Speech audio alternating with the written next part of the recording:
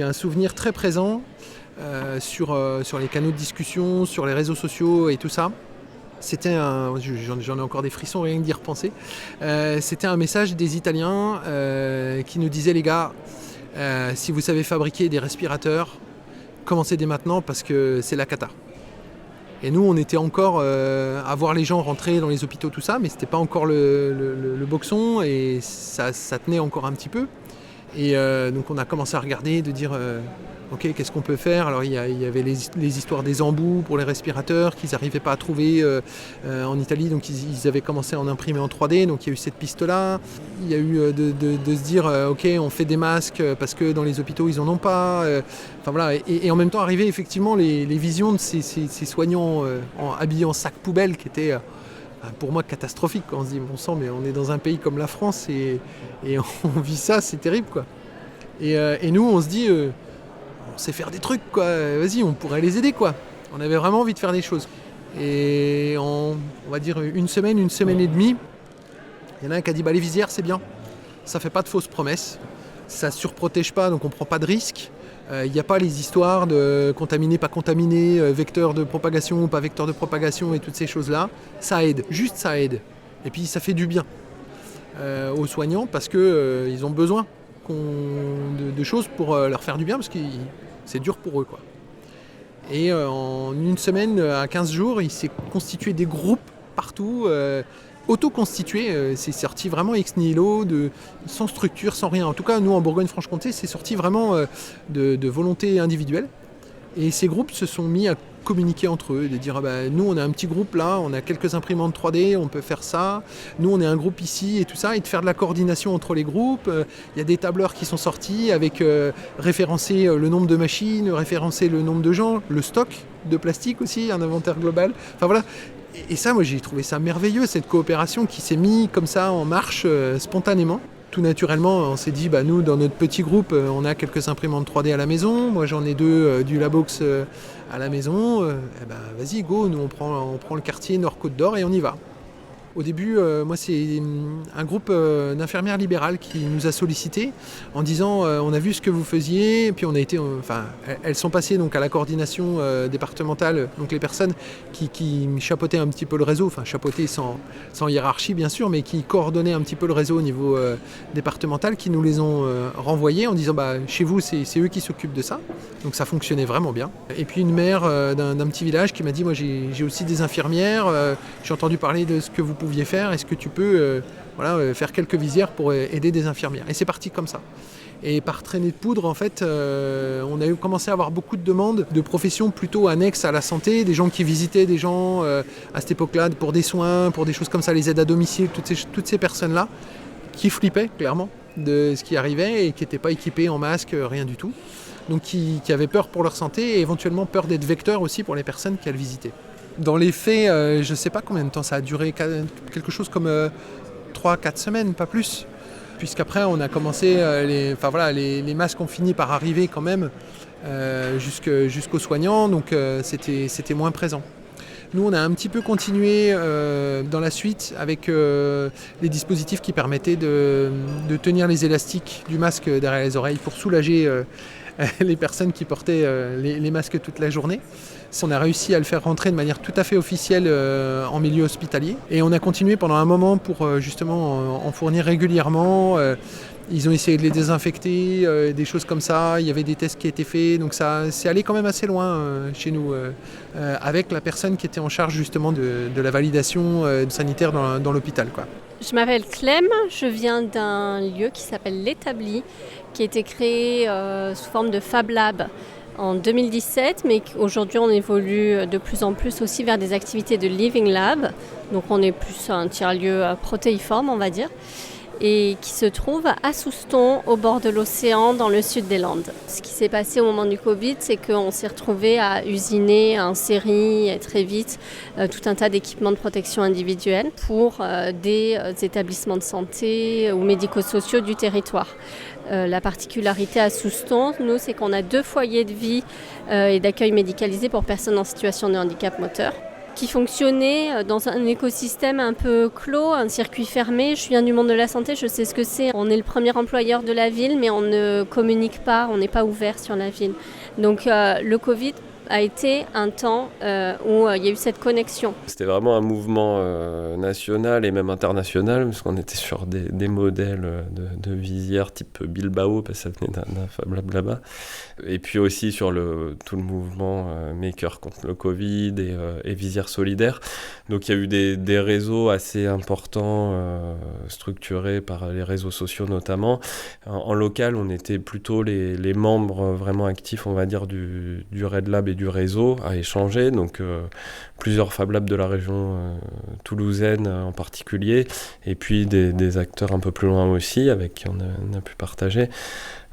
Donc on était une bonne équipe en tout cas pour pouvoir lancer ça, et les acteurs un peu historiques du Red Lab se sont regroupés un peu autour de la table à ce moment-là. C'est peut-être une dizaine de personnes pour justement monter l'association et pouvoir répondre à des commandes et des demandes. Petit à petit, on a pu aussi mobiliser des bénévoles pour être plusieurs sur la fabrication. On a mobilisé différentes technologies, donc déjà un peu le savoir-faire de conception, de modélisation pour se réapproprier des modèles qui pouvaient circuler et les adapter à nos machines. On s'est assez vite concentré sur de la découpe laser. Il y avait beaucoup de projets qui étaient proposés sur de l'impression 3D, mais on n'avait pas forcément des grosses capacités de production, et puis les temps d'impression restaient quand même assez longs à l'époque. Et du coup, on a pu un peu hacker la chose en essayant de trouver des modèles qui se faisaient à la laser par planche de 30 visières. Et très vite, il y a un modèle qui a été choisi par le réseau et qui a été distribué un peu dans tous les labs avec un procédé de fabrication qu'on a pu partager, faire évoluer et adapter quand même aux machines vraiment locales pour le coup de nos différents lieux. Mais il y a des commandes concrètes de 10 000 visières qui ont pu être passées par la région, qui ont été faites sur différentes technos et sur la métropole toulousaine en particulier, mais aussi avec des labs un peu plus loin comme l'Ustar ou d'autres. C'était assez étonnant, très intéressant comme période parce qu'on sentait participer quand même à quelque chose qui était... qui nous dépassait un peu, mais à la fois la coordination avec les équipes de secours, les pharmacies du coin, et un peu tout le public soignant aussi, qui est un monde avec lequel on n'a pas forcément beaucoup d'interactions de base. C'était hyper enrichissant aussi, et puis ça permettait de se rendre utile dans cette période qui était assez complexe. Alors Yann Lefebvre, et moi je vais vous parler de Labsud, donc le Fab Lab de Montpellier. Dans le cadre du Fab Lab, en fait, ça m'évoque la crise du Covid, qu'on a tous connue, et la mobilisation, la réaction qu'ont eu les Fab Labs face à ça, et la démonstration finalement d'innovation, de crise, des crises qu'on peut aussi imaginer retrouver dans d'autres pays qui n'ont pas les moyens de la France ou des pays, on va dire, occidentaux en général. Et donc se retrouver finalement à trouver des solutions à une situation d'urgence.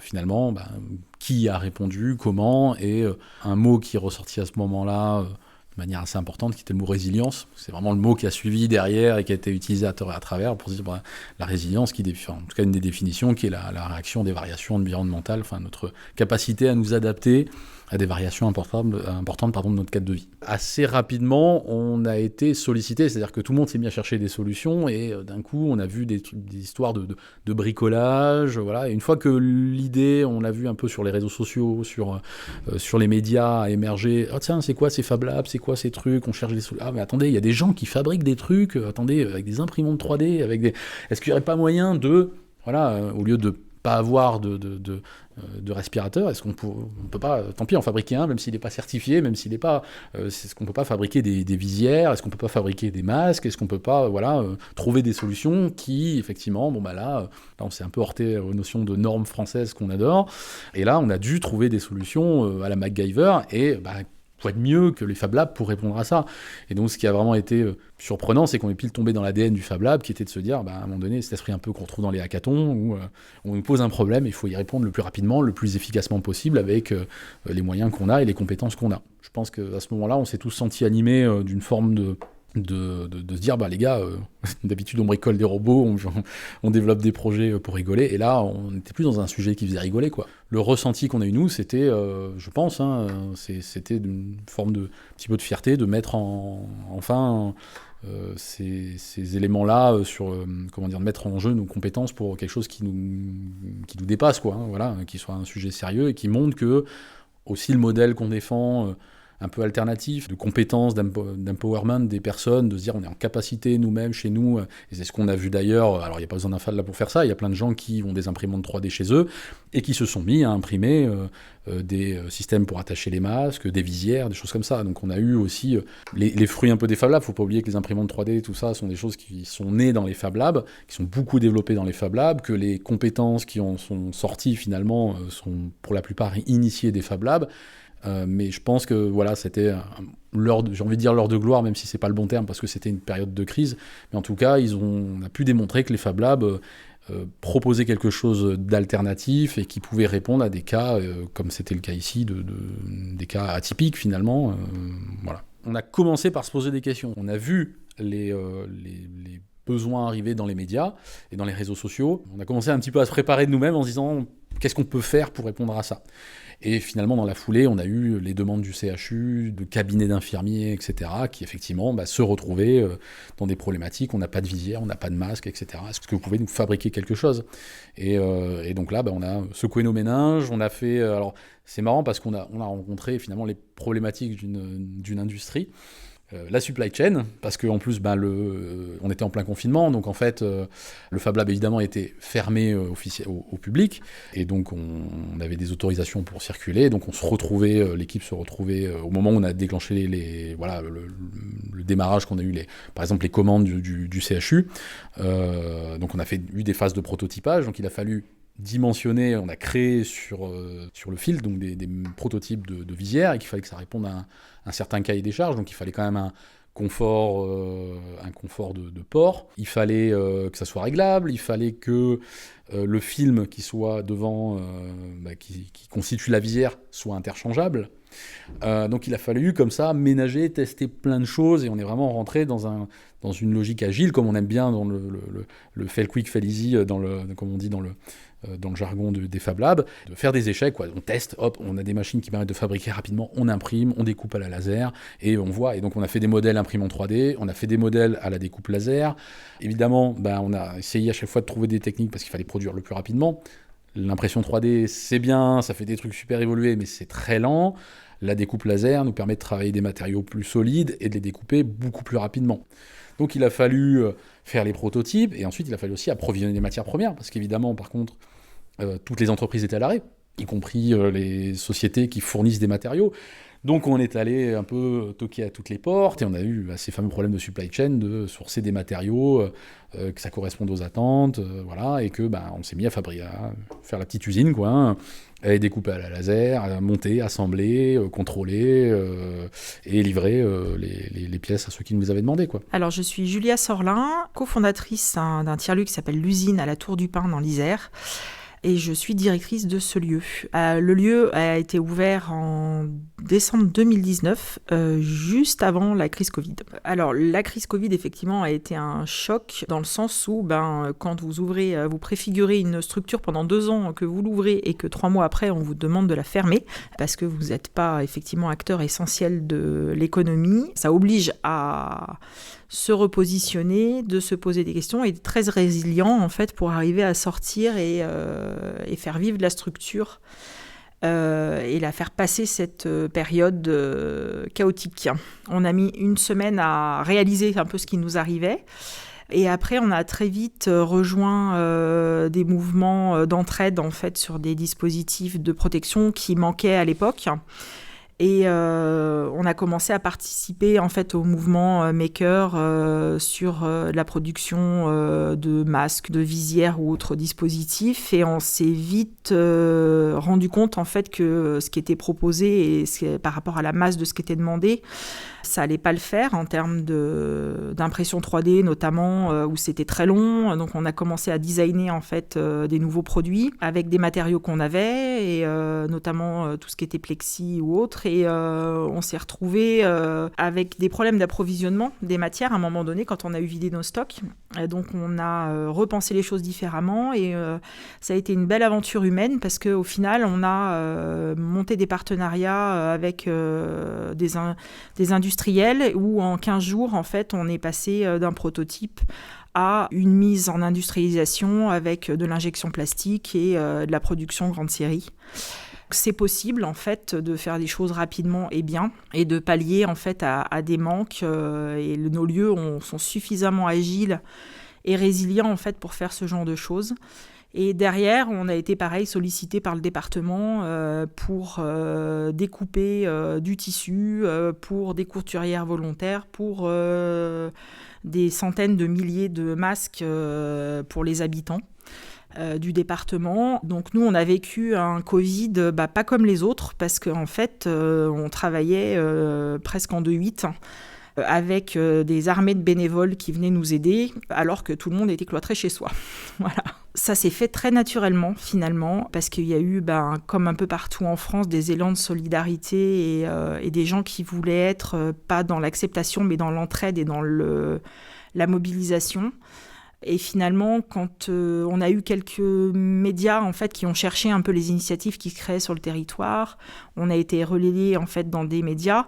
Très vite, on n'a pas eu besoin de chercher. En fait, les gens nous ont contactés d'eux-mêmes pour venir participer et donner de leur temps. Ça a été une belle surprise. Et ça a été, comme je l'ai dit tout à l'heure, ça a été une aventure humaine incroyable. On a gardé des liens avec certaines personnes et ça redonne confiance en l'humanité.